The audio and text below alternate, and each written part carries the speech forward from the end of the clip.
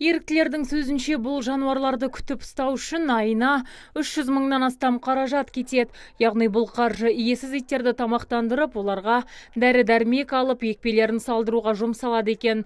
Бұдан басқа мұнда жануарларға қарайтын арнайы 2 қызметкер жұмыс істейді. Жануар жанашырлары жұмысшылардың жалақысымен жалға алынған орынға ай сайын төлемақыны да төлеп тұрады. Сондай-ақ бұл орталыққа қаржылай көмек қолын созатын 8 құрылтайшы бар.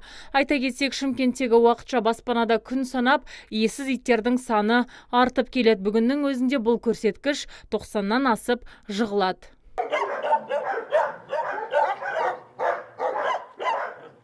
Көбінесе тұрғындар еріктілерге иесіз иттің қайда орналасқанын айтып, оларды алып кетуді сұрайды. Сондай-ақ ауырып қалған иттерінен бас тартып, осы мекемеге өткізетін жануар иелері де шаш етектен. Десе де олардың барлығын орталыққа қабылдау мүмкін емес. Мұндағы вольер саны да санаулы, сондықтан жанашырлар бұл орынның көмекке зәру екенін айтуда.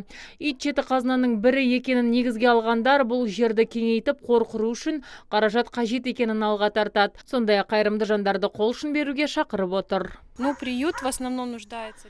Бұл орталық кез келген көмекке зәру. Біз жақында су толтыратын ыдыс алдық, бірақ оның көлемі азырақ. Иттерді күтетін адам қажет, еріктілер қосылса дейміз. Біздің қолымыз аздық етеді, сондай-ақ азық та жеткіліксіз. Біз үнемі Instagram парақшасына көмек қажет екенін жазып тұрамыз. Қайырымды жандар барынша көмек береді, бірақ кейде ол да жеткіліксіз болады. Орталыққа иттерді алып келер алдында еріктілер ақылы түрде мал дәрігерін шақыртып, оларды тексеруден өткізеді. Ал 4 аяқты досқа ие болғыңыз келсе, мұнда әрқашан есік ашық. Десе де Эмилияның айтуынша, олар отбасыларды жіті тексеруден өткізеді. Өйткені кейбір тұрғын иттерді арнайы төбелес үшін де алады екен. Сондықтан олар мұндай азаматтарды қара тізімге қосып қояды. Егер ит ауырып немесе қайтыс болған жағдайда асырап алушы бірінші кезекте орталық қызметкерлеріне хабарлау қажет. Шымкенттік еріктілер дәл осы аймақты жалға алып, қаңғыбас иттерді қамқорлығына алғанына 1 жылдан астам уақыт болды. Айта кетейік, мұнда қазір 90-нан астам иттер бар. Олардың әрқайсысын тамақтандыру, сондай-ақ дәрі-дәрмекпен қамтамасыз ету үшін қайырымды жандар көмек қолын созуда. Десе де бұл жеткіліксіз. Айта кетейік, еріктілер сондай-ақ қалалық әкімдікке мұнда сумен, сондай-ақ электр жүйесімен қамтамасыз ету туралы арызданған болатын. Десе де мамандар көмек қолын созбаған. Сондықтан еріктілер өз қалтасынан қаражат шығарып, мұнда электр жүйесін қосқан болатын. Сондай-ақ олар қазір мұнда арнайы бейне бақылау камерасында орнатуда.